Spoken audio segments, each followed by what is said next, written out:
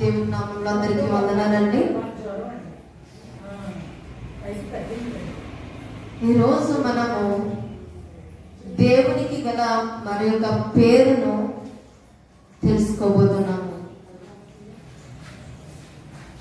ఒక స్త్రీ దేవునికి ఒక పేరు పెట్టింది. ఆ పేరేంటి అంటే చూచుచున్న దేవుడు. అంతకు ముందు ఆమెకి ఆ దేవుడు ఎవరో తెలియదు.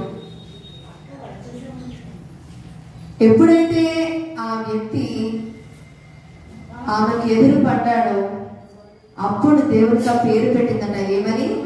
చూచుచున్న దేవుడు. మనందరికీ తెలుసు, లోకంలో ఒక మాట ఉంటుంది కదా, సర్వేంద్రియానం నయనం ప్రధానం. నయనం అంటే కన్ను, సర్వేంద్రియానం అంటే సకల ఇంద్రియాలలో, అంటే మనకున్న ప్రతి అవయవములలో కూడా ప్రధానమైనది ఏంటి అంటే కన్ను. కన్ను ఎందుకు ఉపయోగపడుతుందండి? చూడడానికి. ఒక రంగు చూడాలన్నా, రూపం చూడాలన్నా, ఏదైనప్పటికీ అవసరమయ్యేది ఏంటి అంటే కన్నే. సకల దోషాలను తీసుకొచ్చేది కూడా కన్నే. ఎందుకంటే ప్రతి దానిని చూసిన తర్వాతే మన జీవితాలలో పాపం అనేది ప్రారంభమవుతుంది. అందుకే అది ప్రధానమైనది. నువ్వు మంచిగా చూసినట్లయితే మంచిని అనుగ్రహిస్తుంది, చెడుగా చూస్తే చెడు వస్తుంది. అందుకే కన్ను అనేది చాలా ప్రధానమైనది, ప్రాముఖ్యమైనది. అయితే ఇక్కడ దేవుడు చూస్తున్నాడట. మనము కూడా కన్నును చూడడానికి ఉపయోగిస్తున్నాము. అయితే ఏమి చూస్తున్నాము, మరి దేవుడు ఏమి చూస్తున్నాడు అనేది కూడా మనం తెలుసుకుందాం. మన చూపులు ఎలా ఉన్నాయి, మనం ఏ విధంగా చూస్తున్నాము ప్రతి దాన్ని,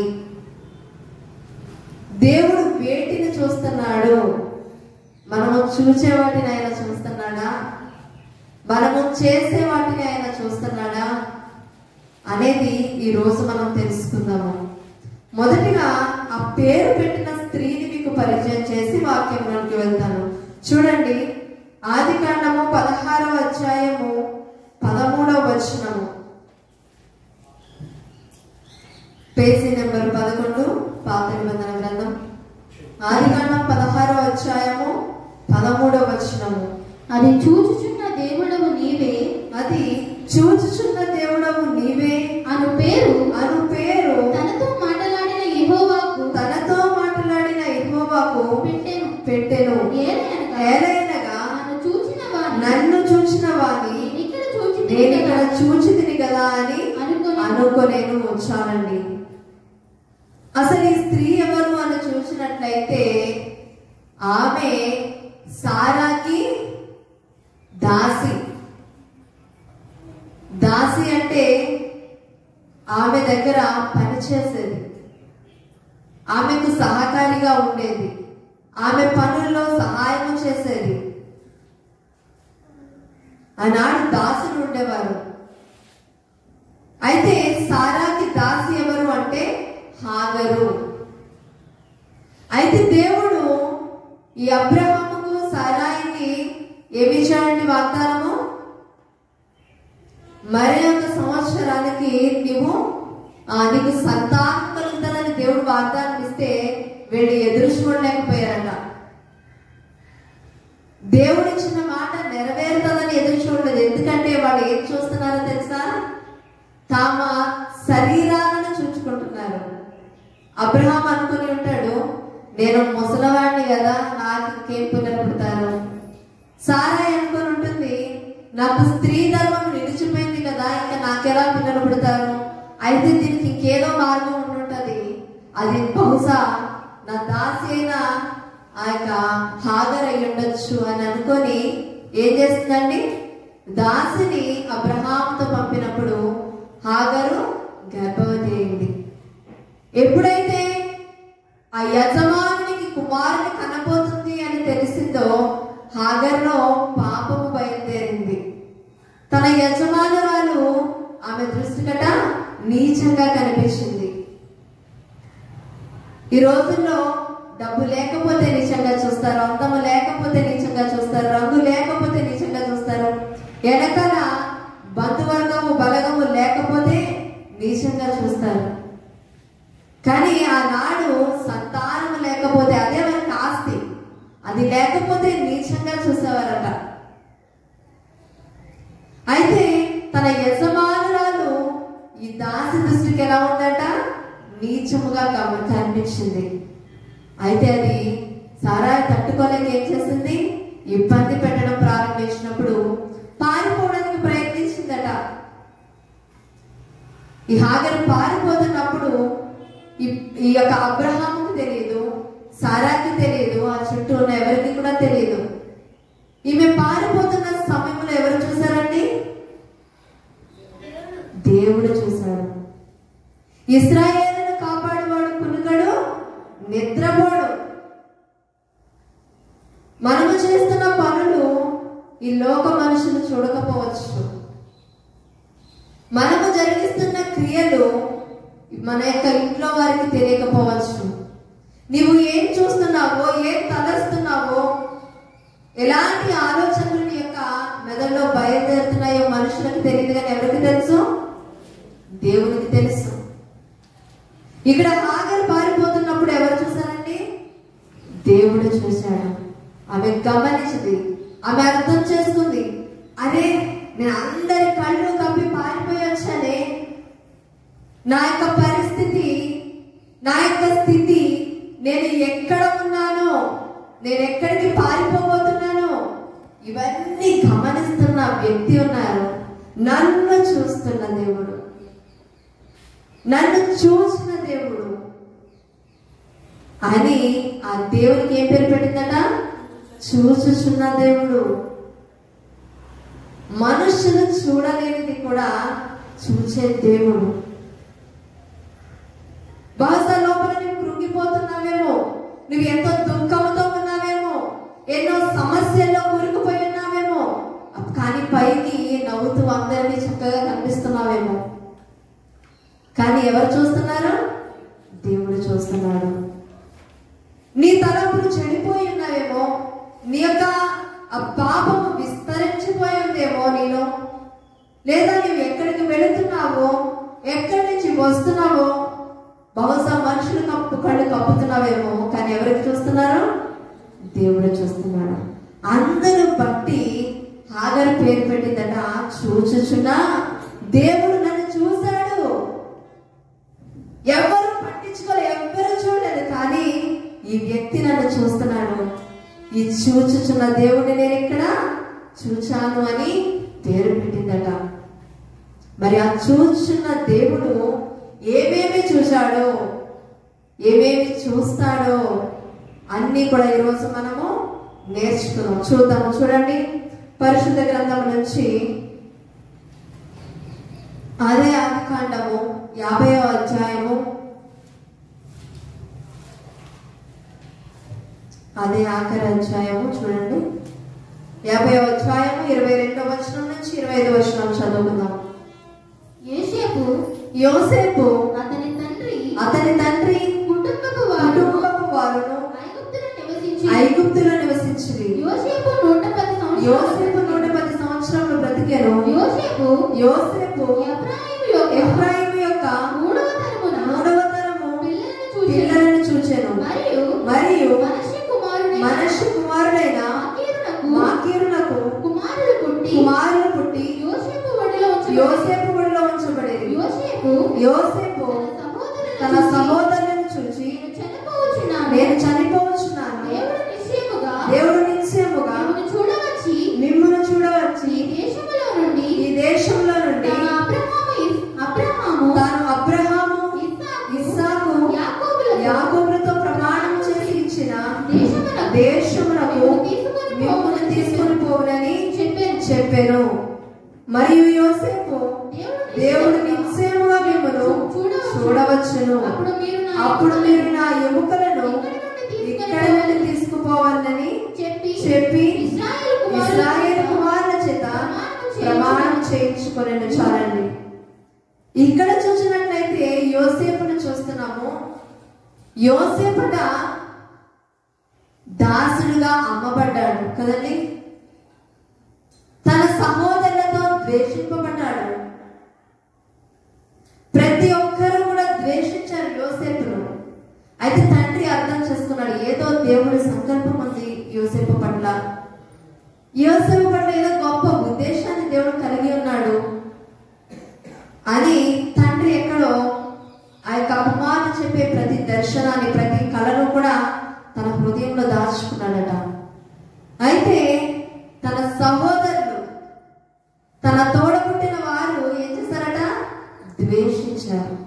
ఎంతగా ద్వేషించారు అంటే చంపడానికి కూడా వెనుకాడలేదండి. చూడండి, మనుషులు ఎంత క్రూరంగా ఉన్నారు. చంపడానికి కూడా వెనుకాడలేదు. అయితే ఏం చేశారట? చంపితే ఏముంది, కనీసం డబ్బులన్నా వస్తే అమ్మేస్తే అని అనుకొని దాసుడిగా అమ్మేవేశారట. పరాయి దేశానికి వెళ్ళారు. ఎప్పుడైతే యోసేపుని అమ్మేవేశారో తన సహోదరులు అందరూ మర్చిపోయారండి యోసేపుని. ఎప్పుడైతే తన తండ్రికి ఇక జంతువులు మన తమ్ముడిని తినేసాయి, చంపేశాయి అని అన్నప్పుడు తండ్రి ఆ రక్తాన్ని చూచి, ఆ వస్త్రాలను చూచి, అయ్యో నా కుమారుడు చనిపోయాడు అని తన తండ్రి కూడా మర్చిపోయాడు. తండ్రి మర్చిపోయాడు, సహోదరులు మర్చిపోయారు, తల్లి లేదు. అందరూ మర్చిపోయినప్పటికీ, అందరూ విడిచిపెట్టేసినప్పటికీ అసలు వారి దృష్టిలో యొక్క యోసేపు అనే వాడు ఉన్నాడు అన్న ఆలోచన కూడా లేకుండా ఉన్నప్పటికీ కూడా ఎవరు విడిచిపెట్టలేదండి? దేవుడు విడిచిపెట్టలేదు. దేవుడు చూస్తానే ఉన్నాడు యోసేపుని. సహోదరులు గుంటలో పాడి వేసినప్పుడు చూశాడు దేవుడు. తీసుకెళ్లి అమ్మి వేసినప్పుడు చూశాడు దేవుడు. అక్కడ ఎన్నో నానా రకాల శ్రమలు అనుభవించినప్పుడు చూశాడు. చెరసాలలో వేయబడినప్పుడు కూడా దేవుడు చూశాడు. కానీ దేవుడు విడిచిపెట్టలేదండి. ఏదైతే దేవుడు యోసేపుకి మాట ఇచ్చాడో ఆ మాటను యోసేపు తన దృష్టిలో పెట్టుకున్నాడు. ఎందుకో తెలుసా? ఇక్కడ చదివిన ఈ వచనాల్లో ఒక మాట అంటాడు, మన తండ్రి అయిన అబ్రహాము, యాకోబు, ఇస్సాకులకు, అబ్రహాము, ఇస్సాకు, యాకోబులకు దేవుడు ఏదైతే మాట ఇచ్చాడో దేవుడు ఖచ్చితంగా నెరవేరుస్తాడు. దేవుడు మాట ఇచ్చాడు, ఇక్కడి నుంచి విడిపించి మిమ్మల్ని ఆ యొక్క ఇశ్రాయేలు పట్టణానికి తీసుకెళ్తానని, ఆ దేశానికి తోడుకునిపోతాను అని దేవుడు ఖచ్చితంగా నెరవేరుస్తాడు అని విశ్వాసము యోసేపులో ఉంది. ఎందుకో తెలుసా? దేవుడు చూస్తున్న దేవుడు. ఆ యొక్క యోసేపు పరిస్థితిని చూశాడు. ఇచ్చిన మాటను ఎక్కడైనా ఒక్క పొల్లైనా సున్నైనా ఏదైనా తప్పిపోయిందండి? యోసేపు పనులు ఉంచుందట, తన సహోదరుల పనులు సాష్టాంగపడ్డాయట. ఆ దర్శనం నెరవేర్చాడా లేదా? దేవుడు నెరవేర్చాడు. యోసేపును వారు గ్రహించలేదు, తన సహోదరుని గుర్తించలేదు. వారందరూ కూడా సాగిలపడి, రాజా మేము పలానా దేశం నుంచి వచ్చాము, ఆకలితో ఉన్నాము, మా వారందరూ చనిపోయే స్థితిలో ఉన్నారు, దయచేసి మేము తెచ్చిన వాటిని తీసుకొని మాకు ఆహారాన్ని, ధాన్యాన్ని అనుగ్రహించండి అని సాష్టాంగపడ్డారట. దేవుడు ఇచ్చిన మాట తప్పిపోయిందా? లేదు. కాబట్టి ఇన్ని నెరవేర్చిన దేవుడు, ఇన్ని చూస్తున్న దేవుడు, నేను చనిపోయినా సరే దేవుడు ఇచ్చిన మాట తప్పడు. బహుశా అది నా తరంలో జరగకపోవచ్చు, కానీ నా తరువాత తరంలో జరుగుతుంది. కానీ మీరు మాత్రము దేవుడు ఇచ్చిన మాటను మర్చిపోతే ఆయన చూస్తున్నాడు అని తన సహోదరులకు చెప్తున్నాడట. చూడండి, ఇన్ని చూస్తున్న దేవుడు నిన్ను చూడట్లేదా? మనకి సంతోషం వచ్చినప్పుడు అనుకుంటాము, దేవుడు నన్ను చూశాడు, ఈ గొప్ప కార్యాన్ని నా పట్ల చేశాడు, అనుగ్రహించాడు, ఇంత సంతోషాన్ని నా కుటుంబంలో అనుగ్రహించాడు అని దేవుడిని స్తుతిస్తాము. చిన్న కష్టము రాగానే ఏమంటాము? ఏ దేవుడండి, ఎక్కడ చూశాడండి నన్ను? దేవుడు చూస్తున్నవాడే అయితే నాకు ఈ పరిస్థితి ఏంటి? దేవుడు చూస్తున్నవాడే అయితే నన్ను ఈ స్థితిలో ఎందుకు ఉంచుతాడు? నేనేం చేశానని నాకు ఈ పరిస్థితి, నేనేం చేశానని నాకు ఈ కష్టాలు, ఇంతగా నలిగిపోతున్నానని ఏం చూస్తున్నాడు దేవుడు? చూస్తే ఎలా ఊరుకుంటున్నాడు దేవుడు అని అడుగుతూ ఉంటాము. ఇంతటి పరిస్థితిని చూసిన దేవుడు నిన్ను చూడట్లేదా? మనుషులు చూస్తారు, వెళ్ళిపోతారు. నీ పరిస్థితిని చూస్తారు, పక్కకు వెళ్ళి నవ్వుకుంటారు. నీ కష్టాలను చూస్తారు, పక్కకు వెళ్ళి అనేక మందికి చెప్పి నిన్ను హేళన చేస్తారు. కానీ దేవుడు చూస్తున్నాడు. చూచి మౌనంగా ఉన్నాడు అంటే మౌనంగా ఉన్నాడు అని అర్థం కాదు. నీ కోసం గొప్ప కార్యాన్ని ఆయన చేయడానికి సిద్ధంగా ఉన్నాడు. కాబట్టి నీ కోసం ఆయన ఏదో పని చేస్తున్నాడు. నిన్ను ఏ విధంగా బయటకు తీసుకురావాలి, ఏ విధంగా, ఒకవేళ నువ్వు సరైన స్థితిలో లేకపోతే ఏ విధంగా గుణపాఠము చెప్పాలి, ఏ విధంగా నీకు పాఠాన్ని నేర్పించాలి, ఎలాంటి ఉన్నతమైన స్థానంలో నిన్ను నిలబెట్టాలి, ఎంత చక్కగా నిన్ను సువర్ణంగా మార్చాలి అని దేవుడు ఆలోచిస్తున్నాడు. ఆయన ఆ పని చేస్తూ ఉన్నాడు. నీవు అనుకోవద్దు దేవుడు చూస్తున్నాడు పట్టించుకోలేదని. ఇక్కడ హాగర్ను చూసి వదిలేదండి. నాకెందుకు, నేను చెప్పానా, నేను చెప్పినట్టు చేసిన హాగర్ లేదు కదా, నాకెందుకు అని విడిచిపెట్టేయలేదు హాగర్ని. ఏం చేశాడు తెలుసా దేవుడు? ఆమె సంతానాన్ని కూడా విస్తరింపచేస్తానని అబ్రహాముకు వాగ్దానం చేశాడు. అబ్రహాము ప్రార్థించాడు, అయ్యా అందులో హాగర్ తప్పేముంది? తన యజమానురాలి మాట విని బిడ్డను కన్నది, ఆమె చేసిన తప్పేంటి అని బ్రతిమలాడు. ఆ యొక్క బిడ్డ కూడా నా మూలంగానే కదా పుట్టాడు, జ్ఞాపకం చేసుకోయా అని ప్రార్థించినప్పుడు దేవుడు ఆ ప్రార్థన విని నేను జ్ఞాపకం చేసుకున్నాను. అబ్రహాము నీవు ఏదైతే మొరపెట్టావో నేను విన్నాను అని, ఆమె సంతానాన్ని కూడా నేను విడిచిపెట్టను, విస్తరింపజేస్తాను, ఆమె సంతానం నుంచి 12 మంది రాజులు వస్తారు అని దేవుడు వాగ్దానం ఇచ్చాడు. ఇచ్చిన వాగ్దానం పోయిందా అండి? దేవుడు నెరవేర్చాడు. ఒకవేళ దేవుడు నీకు కూడా వాగ్దానం ఇచ్చాడేమో, కానీ నీ పరిస్థితులు పూర్తిగా విభిన్నంగా ఉన్నాయేమో, కానీ దేవుడు ఇచ్చిన మాట ఎప్పటికీ కూడా తప్పడు. మాట తప్పని దేవుడు మన దేవుడు. అదేవిధంగా చూడండి మరొక వ్యక్తిని. అది ఆదికాండము 7వ అధ్యాయము 1వ వచనము. యెహోవా ఈ తరము వారిలో నీవే నా ఎదుట నీతిమంతుడవై ఉండుట చూచితిని కనుక నీవును నీ ఇంటి వారును వాడలో ప్రవేశించుడి. చాలండి. ఇక్కడ చూసినట్లయితే దేవుడు ఎవరిని చూశాడట? ఎవరిని చూశాడు? నోవాహును చూశాడు. ఏమంటున్నాడు నోవాహుతో? ఈ తరము వారిలో నీవు నీ కుటుంబం వారే నీతిమంతులుగా కనిపించారు. ఓన్లీ ఇంకా నోవాహునే చూశాడండి దేవుడు? కేవలం నోవాహును ఒక్కడనే చూశాడా? కాదు. ఈ తరం అందరినీ కూడా దేవుడు చూశాడు. ప్రతి ఒక్కరిని దేవుడు చూశాడు. చూచి తీర్చిన లెక్కేంటి అంటే అందరూ కూడా పాపములో నిమగ్నమైపోయినారు, పాపములో భ్రష్టు పట్టిపోయి ఉన్నారు. ఎవరు నీతిమంతులుగా కనిపించారంటే కేవలం నోవాహు కుటుంబం ఒక్కటే నీతిమంతులుగా కనిపించారట.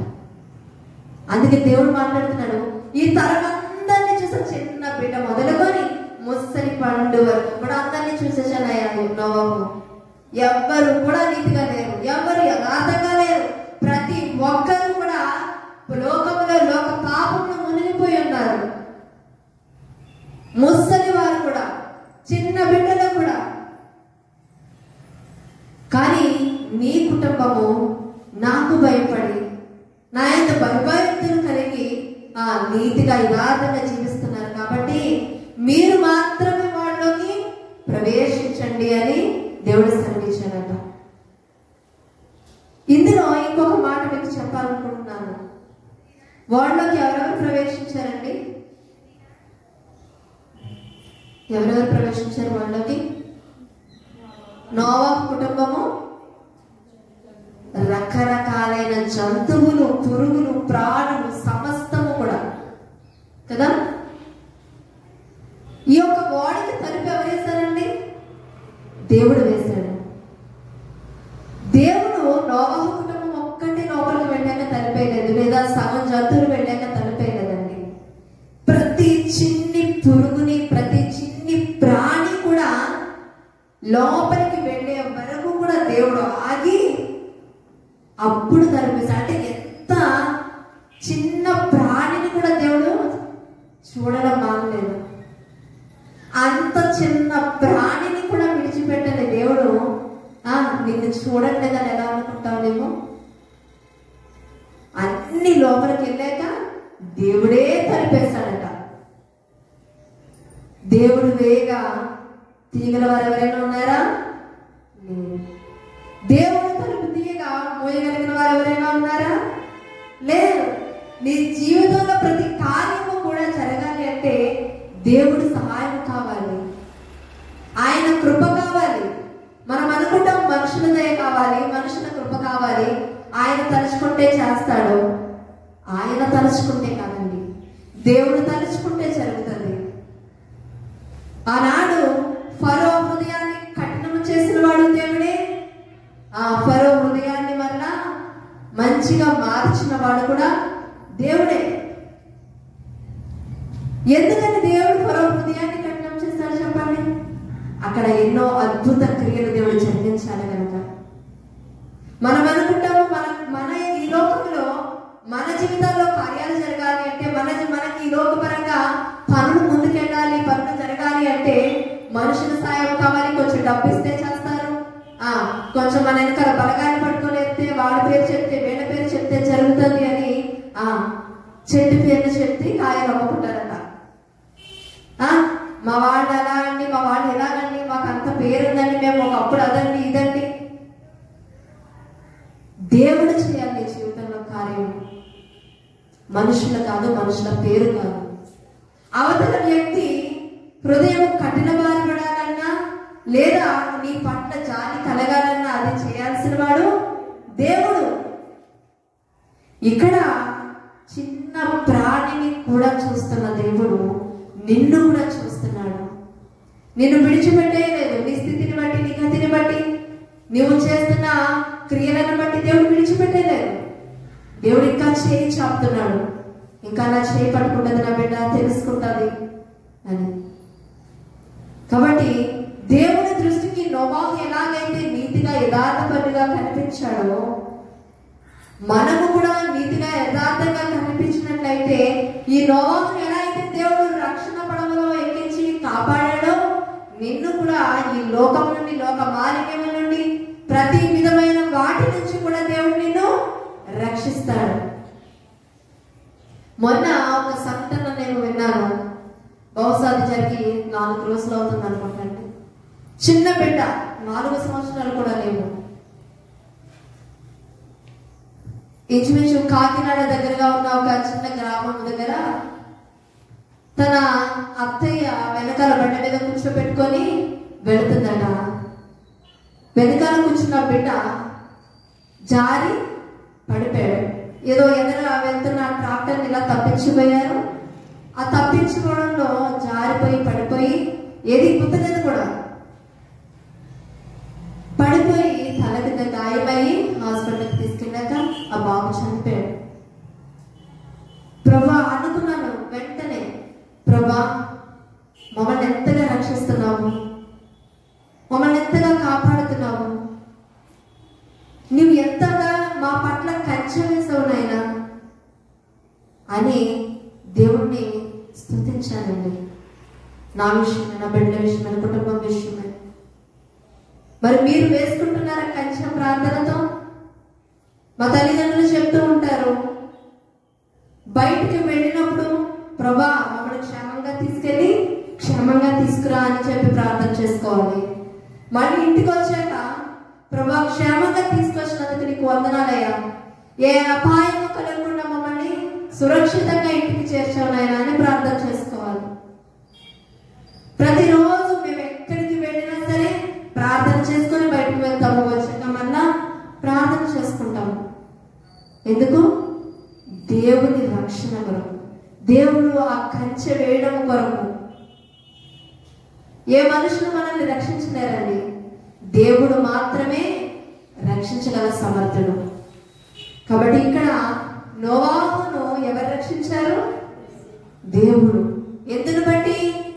తన నీతిని బట్టి. మరి నిన్ను రక్షించాలంటే దేన్ని చూసి దేవుడు రక్షించాలి చెప్పండి? ఆడుతున్న అబద్ధాలను బట్ట, చేస్తున్న మోసకార్యాలను బట్ట, దేన్ని చూసి రక్షిస్తాడు దేవుడు? ఒక వారం వస్తే రెండో వారం రాము, ఒక వారం ముందు వచ్చేసామంటే రెండో వారం మళ్ళీ వాక్యం సమయానికే వస్తాము. వరుసగా ఈ 4 ఆదివారాలు వచ్చాము అంటే ఉపవాస ప్రార్థనలో కనిపించము. ఏది చూసి దేవుడు మనల్ని రక్షించాలి? కేవలం ఆయన కృపను బట్టే మనం రక్షిస్తున్నాడు. కేవలం ఆయన నీ పట్ల దయతలిచే సురక్షితంగా మన కుటుంబాలను ఉంచుతున్నాడండి. అదేవిధంగా చూడండి, ఆదికాండం 31వ అధ్యాయం 12వ వచనంలో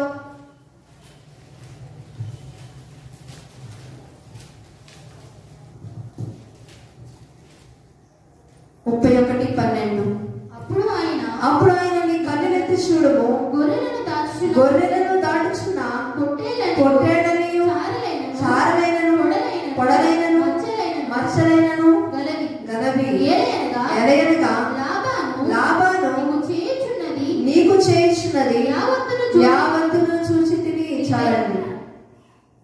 ఇక్కడ యాకోబు మరియు లాబానును చూస్తున్నామండి. యాకోబు అంటే ఎవరండి? మోసగాడు. ఒక మోసగాడిని ఎవరు చూస్తున్నారట?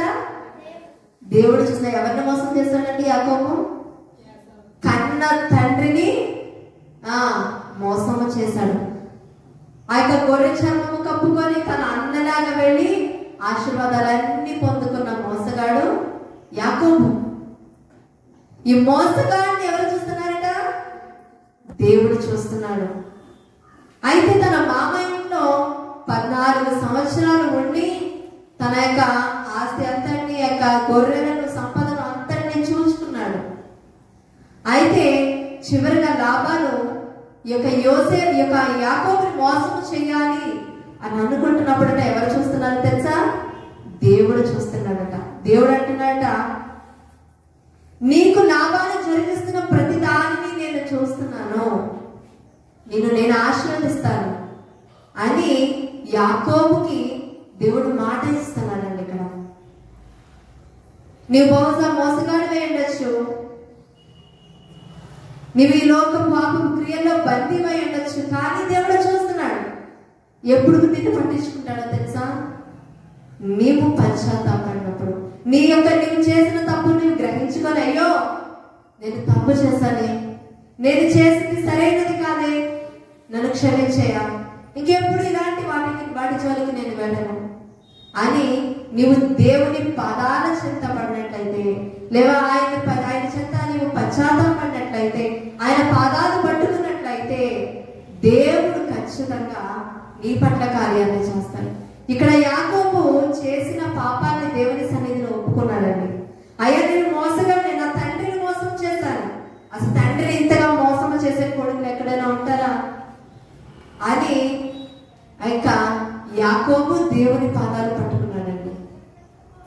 అప్పుడు దేవుడు గమనిస్తున్నాడు, అయ్యో ఈ యొక్క యాకోబు పట్ల ఒక మోసము జరగబోతుంది, నేను చూడకపోతే, నేను పట్టించుకోకపోతే యాకోబు పరిస్థితి ఏంటి అని దేవుడు చూచి యాకోబు మీద దృష్టి ఉంచాడు. మనము చేసే మంచి పనులను దేవుడు చూస్తాడు, మనము చేసే చెడు పనులను దేవుడు చూస్తాడండి. జాగ్రత్తగా గమనించాలి. మంచిని చూస్తాడు, చెడును కూడా చూస్తాడు. నువ్వు మంచి చేస్తే దాని ఫలాన్ని పొందుకుంటావు, చెడు చేసిన దాని ఫలాన్ని కూడా పొందుకుంటావు. మంచి చేస్తే నీకు దేవుడు మంచి చేస్తాడు. నువ్వు చెడు చేస్తే దాని ప్రతిఫలాన్ని, దాని యొక్క శాపాన్ని, సమస్తాన్ని కూడా మనం అనుభవించక తప్పదు. అలాంటి వ్యక్తులు కూడా ఉన్నారండి. చూద్దామా? అటువంటి వ్యక్తి నేను ఒకరిని జ్ఞాపకం చేస్తాను. ఒక మాట చూసుకొని ఆ వ్యక్తిని జ్ఞాపకం చేస్తాను. చూడండి, సామెతల గ్రంథము 15:3. సామెతలు 15:3. యెహోవా కన్నులు ప్రతి స్థలం మీద ఉండును, చెడ్డవారిని మంచివారిని అవి చూచుచుండును. చాలండి, మంచివారిని చెడ్డవారిని కూడా చూస్తాయట. మీకు ఒక వ్యక్తి యొక్క గుణగణాలను చెప్తాను. ఆ వ్యక్తి ఎవరు మరి మీరు చెప్పాలి. బాగా మనకు పరిచయంగా ఉన్న వ్యక్తే మరి చెప్పాలి. సరేనా? దేవుని యొక్క అభిషేకాన్ని చిన్న వయసులో పొందుకున్న వ్యక్తి. అబ్బా, కరెక్ట్ గా చెప్పారండి. చెప్పగానే మనకు బైబిల్ జ్ఞానం ఉందైతే చక్కగా ఉంటున్నారు దేవుని యొక్క మాటలు. చిన్న వయసులో దేవుని అభిషేకాన్ని పొందుకున్నాడట. అతని వృత్తి ఏంటి అండి? గొర్రెల కాపరి. గొర్రెల కాపరి అయిన వాడు ఏ వయసులో పొందుకున్నాడ? చిన్న వయసులో అభిషేకింపబడ్డాడు. అదే చిన్న వయసులో అతనికి అసాధ్యమైనది లేదు అని అనిపించుకున్న పేరు కలవాడట. ఎందుకో తెలుసా? గొలియాతుని ఒక్క రాయితో చంపేశాడు, పడగొట్టేశాడండి. అంత శక్తి ఎక్కడి నుంచి వచ్చింది? దేవుని అభిషేకాన్ని బట్టి వచ్చింది. చక్కగా పాడగలవాడు, చక్కగా సితారాలు వాయించగలవాడు. మనలో ఉన్నారా పాటలు పాడేవాళ్ళు? ఉన్నారు. చక్కగా వాయిద్యాలు వాయించేవారు ఉన్నారా? నా అమ్మన్న గారు ఉన్నారంటే కంజర్ కొట్టేస్తారు తెలుసా ఆవిడ. మేమన్నా మర్చిపోతాం కానీ ఆవిడ మర్చిపోరు. చక్కగా వాయిద్యాలు వాయించగలవాడు. అంత చక్కని వ్యక్తికి దేవుడు ఎంత ఆతిథ్యత ఇచ్చాడో తెలుసా? గొర్రెలు కాచుకునేవాడు అయినప్పటికీ కూడా ఒక రాకుమార్తెను వివాహం చేసుకునే అదృష్టము కలిగిందట. సౌలు కూతుర్ని వివాహం చేసుకున్నాడు, రాజుగా అయ్యాడు. రాజు ఇప్పుడు రాజు స్థానంలో ఉన్నాడండి. అయితే ఇంత చక్కగా అన్ని కూడా దేవుడు ఏం చేశాడు? అన్ని కూడా దేవుడు సమృద్ధిగా ఇచ్చాడు.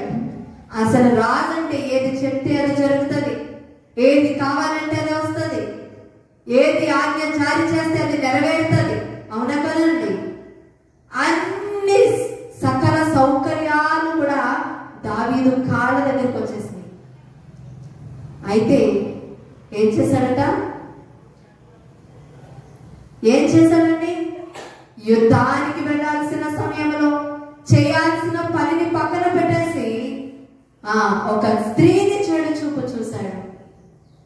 ఇవన్నీ గొర్రెలు కాసుకుంటున్నప్పుడు చూసిన దేవుడు, గొలియాతును చంపుతున్నప్పుడు చూసిన దేవుడు, అతని వివాహాన్ని చూసిన దేవుడు, అతన్ని రాజుగా చూసిన దేవుడు. నీవు ఏం చేస్తున్నావో చూడా, నీవు ఏం చూస్తున్నావో చూడా. దావీదు ఏం చూస్తున్నాడో చూశాడట దేవుడు. ఆ స్త్రీని చూడడమే కాదు, చేయాల్సిన పని పక్కన పెట్టేసి, చేయాల్సిన పని చేయకుండా, యుద్ధానికి వెళ్ళాల్సిన సమయంలో అక్కడ యుద్ధరంగంలో ఉండకుండా మిద్దె మీద ఉండి చూడకూడని దృశ్యాన్ని చూసి ఊరియా భార్యను, ఆ భార్యను ఇంటికి తెచ్చుకొని పాపము చేశాడట. అది కూడా దేవుడు చూశాడండి. చేసిన పాపాన్ని ఒప్పుకున్నాడా? ఒప్పుకోలేదు. చేసిన పాపాన్ని కప్పిపుచ్చుకోవాలని చూశాడు. ఆ పాపాన్ని కప్పిపుచ్చుకోవాలని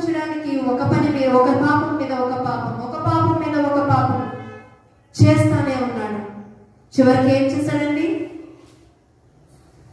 ఆమె భర్తను, ఆ బత్సెబ భర్తను ఊరియాను చంపించేశాడు. చంపించేసిన తర్వాత ఆ ప్రజలందరూ అనుకుంటున్నారట, అయ్యో బత్సెబ ఇంత అందగతే, అలాంటి ఆమె భర్తను దేవుడు తీసుకెళ్ళిపోయాడు, అయ్యో ఆ భర్త చనిపోయాడు అని ఎంతో జాలిపడ్డారట. అయితే ఆమెను తీసుకొచ్చి దావీదు ఏం చేశాడండి? వివాహం చేసుకున్నాడ.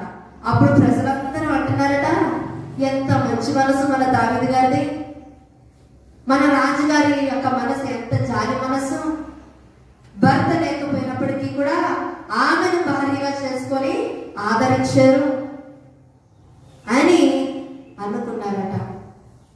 కానీ మనుషులందరి కళ్ళు కప్పిపుచ్చిన దావీదు ఎవరి కళ్ళు కప్పిపుచ్చలేకపోయాడు?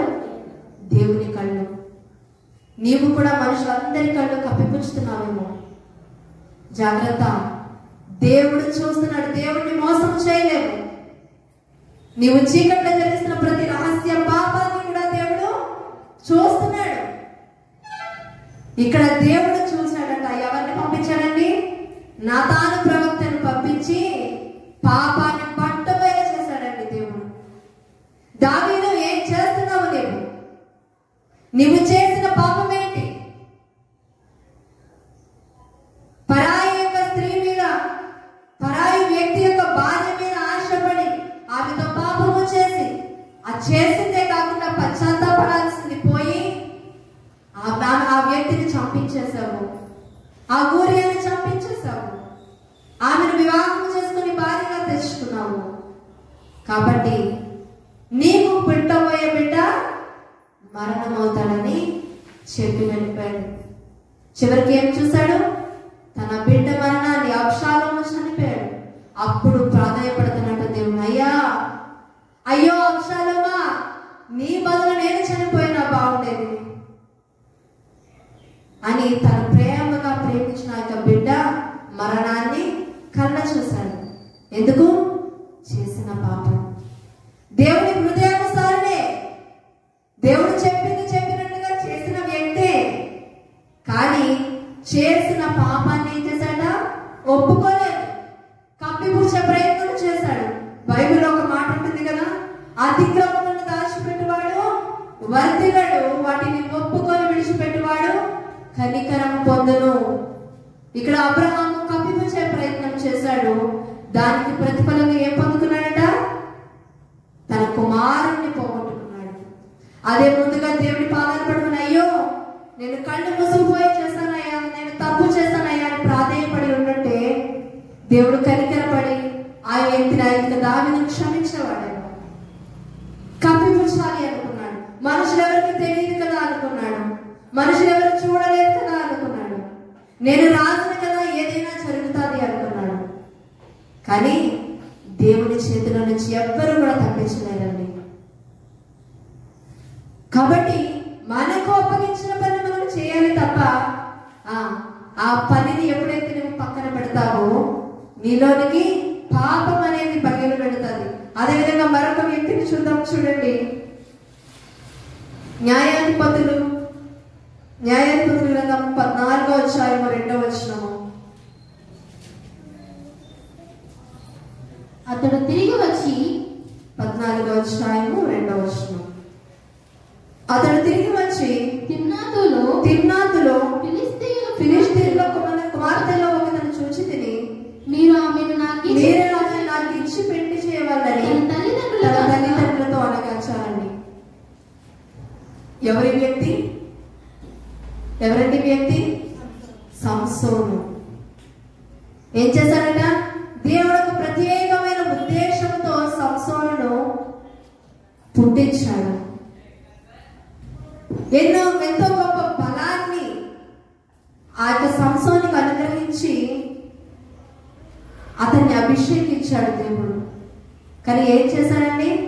వెళ్ళి తన స్వజనంలో కాకుండా తిమ్నాతుకి వెళ్ళి అక్కడ ఒక స్త్రీని చూచి, నాకు ఆమెనిచ్చి పెళ్లి చేయండి అని తన తల్లిదండ్రులతో చెప్తున్నాడట.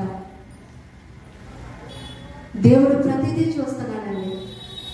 దేవుడు ఆయన సంసారం తిమ్నాతుకు వెళ్ళడం చూశాడు, అక్కడ స్త్రీని చూడడం చూశాడు, సమస్తాన్ని చూస్తున్నాడు.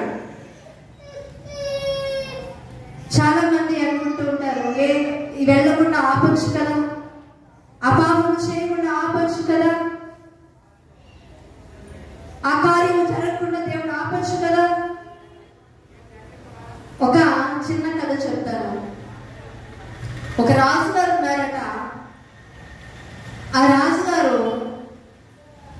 ఒక దైవజనుని ఇంటికి పిలిపించుకొని అన్నట్టు, అయ్యా నాలో ఒక పాపం ఉంది, ఆ పాపాన్ని నేను విడిచిపెట్టాలి అనుకుంటున్నాను, దయచేసి మీరు నా కోసం ప్రార్థన చేయండి అని అడిగినప్పుడు దైవజనుడు అనుకున్నాక, అబ్బా ఎంత చక్కని రాజు, ఎంత చక్కని రాజు ఈ రాజ్యాన్ని పరిపాలిస్తున్నాడు, ప్రజలంతా ఎంత అదృష్టవంతులో, పాపం ఉందట, దాన్ని విడిపించబడడం కోసము ఆ పాపం ఆయనలో ఉండడం ఆయనకి ఇష్టం లేదు కాబట్టి ప్రార్థించమని ఆయన అడుగుతున్నాడు, ఆయన కోరుతున్నాడు అని చెప్పి ప్రార్థన చేశాడట. ఆయన ప్రార్థన చేసి వెళ్ళిపోయేటికి మరలా మరుసటి రోజు రాజుగారు మరలా పిలిపించారట. అయ్యా మీరు ప్రార్థన చేశారు కానీ ఫలించలేదండి, మరలా ప్రార్థన చేయండి నా కోసము, నేను మరలా రక్షింపబడాలనుకుంటున్నాను, ఆ పాపం నుంచి విడుదల పొందాలి అనుకుంటున్నాను, కాబట్టి ప్రార్థన చేయండి, కొంచెం గట్టిగా ప్రార్థన చేయండి, నా కోసం ఉపవాసం ఉండి ప్రార్థన చేయండి అన్నప్పుడు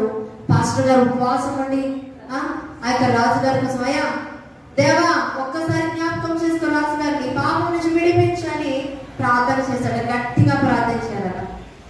అయినా సరే రాజుగారు విడిచిపెట్టలేదట పాపాన్ని.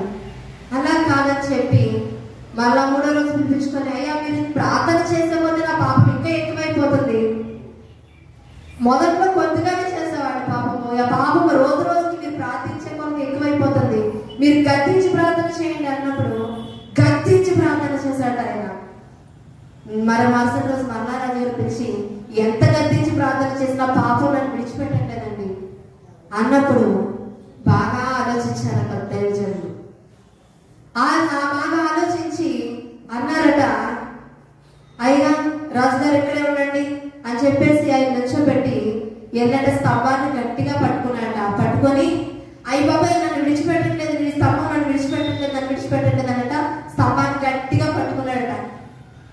అయితే ఇద్దరు ముగ్గురు సైనికులు వచ్చి లాగుతుంటే చేతులు కొంచెం వదులవుతున్నాయి కానీ మళ్ళీ పట్టుకుంటాడట. మళ్ళీ పట్టుకొని నన్ను స్తంభం వదలట్లేదు అని చెప్పంటే గట్టి పట్టుకుంటాడట. ఇంకా అప్పుడు రాజు బుద్ధి జ్ఞానం ఉందని అసలు స్తంభాన్ని నువ్వు పట్టుకొని స్తంభాన్ని విడిచిపెట్టట్లేదు అంటావేంటి అంటే, లేదయ్యా మీరు ఎంతమందిని పంపించినా సరే తను విడిచిపెట్టట్లేదు అని చెప్పి మళ్ళీ కట్టుకున్నాడు.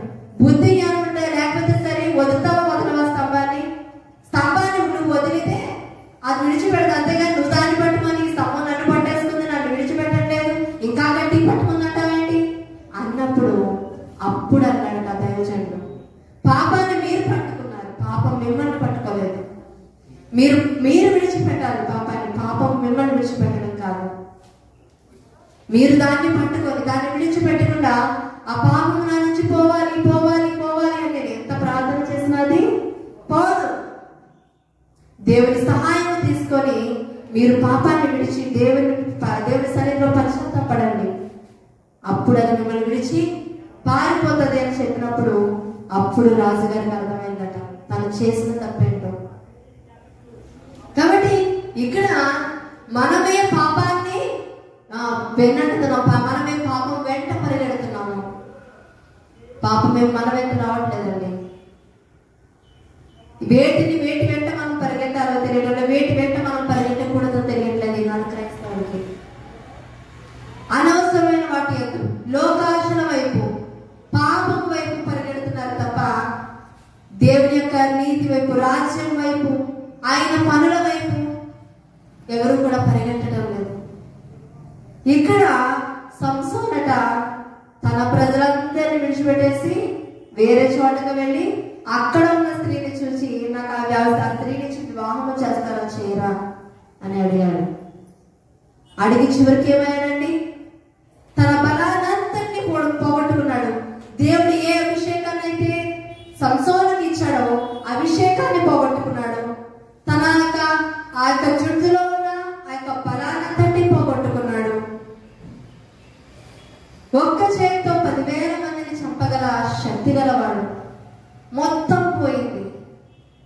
చివరికి అదే చలులతో ఆ యొక్క మందిరంలో చనిపోయాడు. పశ్చాత్తాపడ్డాడు, కానీ తన జీవితాన్ని పోగొట్టుకున్నాడండి. కాబట్టి దేవుడు ప్రతిదీ చూస్తున్నాడు. నీవు ఒకవేళ చెడు వాటి ఎందుకు పరిగెడుతున్నావేమో, అనవసరమైన వాటి ఎందుకు పరిగెడుతున్నావేమో, ఇంకా చెడు క్రియలు చేస్తున్నావేమో, దేవుడు ప్రతిదీ చూస్తున్నాడు. ప్రతి దానికి కూడా ఆయన ప్రతిఫలాన్ని ఇస్తాడు. మనము జామ మొక్కను నాటితే మామిడికాయ రాదు కదండి, మామిడికాయ మొక్కను నాటితే అరటి పండు రాదు కదండి. ఏ విత్తనాన్ని అయితే నాటుతామో అదే మొక్క వస్తుంది, అదే ఫలాన్ని పొందుకుంటాము. నువ్వు మంచి నాటినట్లయితే మంచిని ఫలితంగా పొందుతావు, చెడుని నాటినట్లయితే చెడుని ఫలితంగా పొందుతావు. చూడండి, అదే విధంగా దేవుడు ఇంకెవరిని చూశాడో చూద్దాం. 2వ రాజుల గ్రంథము 20వ అధ్యాయము 5వ వచనము. రాజుల 2వ గ్రంథము 20వ అధ్యాయము నీవు తిరిగి నా ప్రజలకు 5వ వచనము చదువు. నీవు తిరిగి నా నా ప్రజలకు అధిపతి అయిన హిజ్కియా యొద్దకు పోయి అతనితో ఇట్లనను, నీ పితరుడైన దావీదునకు దేవుడగు యెహోవా నీకు సెలవిచ్చినదేమనగా, నీవు కన్నీరు విడిచిన చూచితిని, నీ ప్రార్థన నేను అంగీకరించున్నాను, నేను నిన్ను బాగు చేసేదను. 3వ దినమున నీవు యెహోవా మందిరంలోకి ఎక్కిపోవదువు, ఇంకా 15 సంవత్సరముల ఆయుష్ను నీకు ఇచ్చేదను. చాలండి. ఇక్కడ చూసినట్లయితే ఎవరిని చూస్తున్నాము? హిజ్కియాను చూస్తున్నాము. హిజ్కియా దగ్గరకట ఎవరు వచ్చారండి? యెషయా వచ్చాడట. వచ్చి చెప్పండి ఏమని? నీవు మరణం అవుతావు, రేపటి ఈ దినాన్ని కన్నా నీవు మరణమైపోతావు, కాబట్టి నీవు ఇల్లు చక్కబడేసుకో. నీవేం చెప్పాలనుకుంటున్నావు నీ బిడ్డలకి చెప్పే, నీవేదైతే రాసేయాలనుకుంటున్నావో రాసే, నీ ఆస్తి పంపే అని చెప్పి సమస్తాన్ని చక్కబడేసుకోయా, ఇంకా నీవు బ్రతకవు అని యెషయా చెప్పాడట. ఎవరు చెప్పారన్నమాట యెషయాకి? దేవుడు చెప్పి పంపించాడు. పంపించిన తర్వాత ఎప్పుడైతే హిజ్కియా మాట విన్నాడో యెషయా బయటకు వచ్చేసాడు. మాట చెప్పేసి నువ్వు బ్రతకవు, దేవుడు నువ్వు మరణమవుతావని చెప్పేశాడు, వీళ్ళు చక్కబడేసుకో అని చెప్పి యెషయా బయటకు వచ్చేసిన తర్వాత హిజ్కియా ఏం చేశాడు తెలుసా? అయ్యో, ఇంకా నేను చనిపోతాను, ఇంకా అయిపోయింది నా యొక్క స్థితి, ఇంకా అయిపోయింది, ఇంకా నా బ్రతుకు, నేనేం చేయాలో అన్ని నా బిడ్డలకు చేసేసి అన్ని రాసేసి ఇంకా ప్రశాంతంగా కళ్ళు మూసుకొని మరణం కోసం ఎదురు చూస్తారు అని అనుకున్నాడా? లేదు. దేవుడు కనికరము గలవాడు, నా ప్రాణం జీవన్ మరణాలు ఆయన చేతిలో ఉన్నాయి, దేవునికి సమస్తము సాధ్యమని తెలుసుకున్న హిజ్కియా ఏం చేశాడో తెలుసా? మోకాళ్ళు వేశాడట. ఆ వెంటనే మోకరించి, అయ్యా నన్ను క్షమించు, నాకు ఇంకొంచెం ఆయుష్ అయినా అని కన్నీళ్లు కార్చాడట. ఎంతగా కన్నీరు కార్చాడో నాకు తెలియదు, కానీ యెషయా ఇంకా పూర్తిగా తన ఇంటికి చేరుకోలేదండి. యెషయా ఇంకా తన ఇంటికి చేరుకోలేదు. దేవుడు మళ్ళా ఎరక పంపించాడట. ఏమని? నువ్వు ఇంకా అప్పుడు ఇంటికి వెళ్ళలేదు, తీసుకెళ్ళలేదు, ఇంకో 15 సంవత్సరాల ఆయుష్ ఉందని చెప్పి అన్నాడట. యెషయా చూస్తున్నాడ, ఏంటి ప్రభా, ఇప్పుడే కదా చచ్చిపోతాడు, నువ్వు బ్రతకము చక్కబెట్టేసుకోని చెప్పొచ్చాను, మళ్ళా 15 సంవత్సరాలు అంటావేంటి అన్నప్పుడు హిజ్కియా కన్నీళ్లు విడిచుట నీవు చూడలేదు, కానీ నేను చూశాను. హిజ్కియా ఎంతగా మొరపెట్టాడో నీవు చూడలేదు, కానీ ఎవరు చూడలేదు. ఆ గదిలో ఎంతగా మొరపెట్టాడో ఎవరికి తెలుసు? దేవుడికి తెలుసు. దేవుడు చూశాడు. నీవు ఎంతగా మొరపెడుతున్నావో, ఎంతగా కన్నీరు కారుస్తున్నావో, నీ గృహంలో ఆ మంచం దగ్గర ఎంతగా నీవు పడి ఏడుస్తున్నావో ఎవ్వరు చూడకపోవచ్చు, కానీ దేవుడు చూస్తున్నాడు. మన కన్నీరట ఆయన గుడ్డలో సేకరించబడుతుంది. ప్రతి కన్నీటి బొట్టుకి, నీవు కాల్చిన ప్రతి కన్నీటి బొట్టుకి కూడా దేవుడు సమాధానాన్ని పంపిస్తాడు. ప్రతి కన్నీటి బొట్టుకి ఆయన జవాబునిస్తాడు.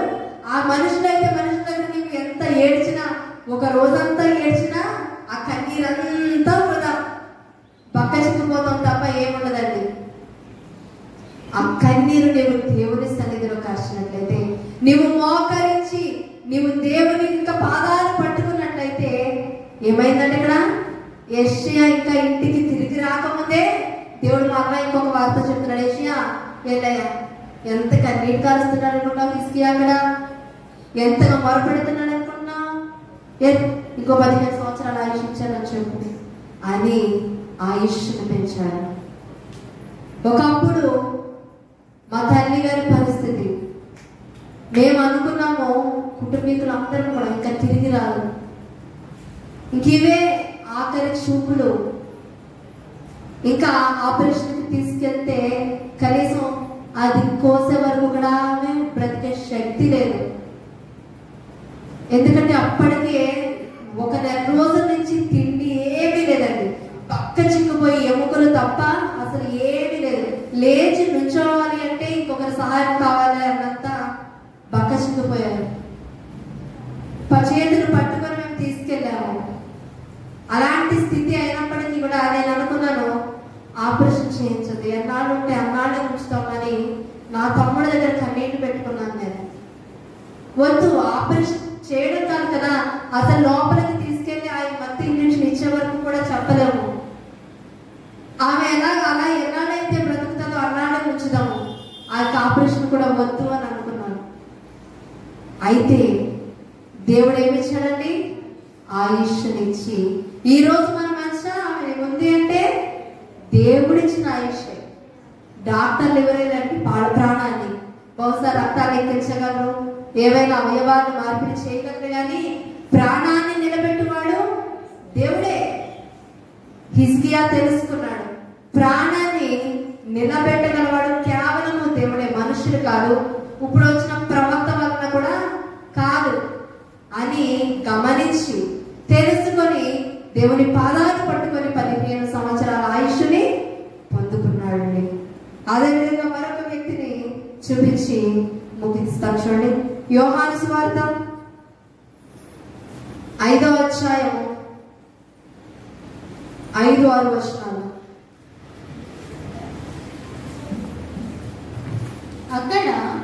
అక్కడ 38 ఏండ్ల నుండి పడియుండుట చూచి వ్యాధి గల ఒక మనుషుడు ఉండెను.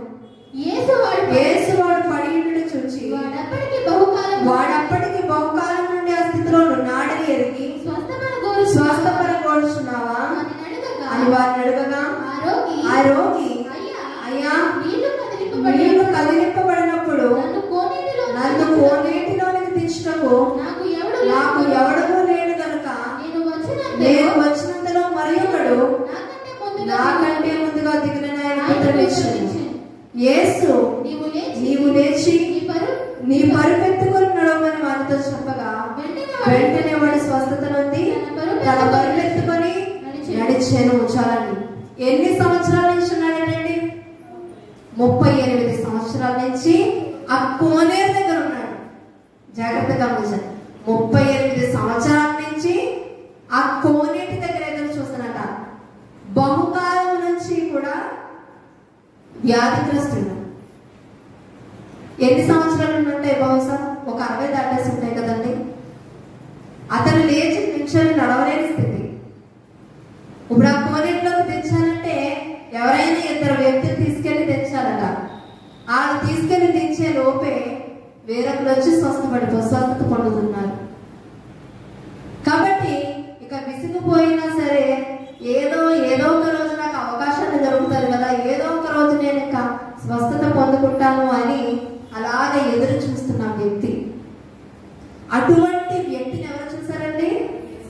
దేవుడు చూశాడు.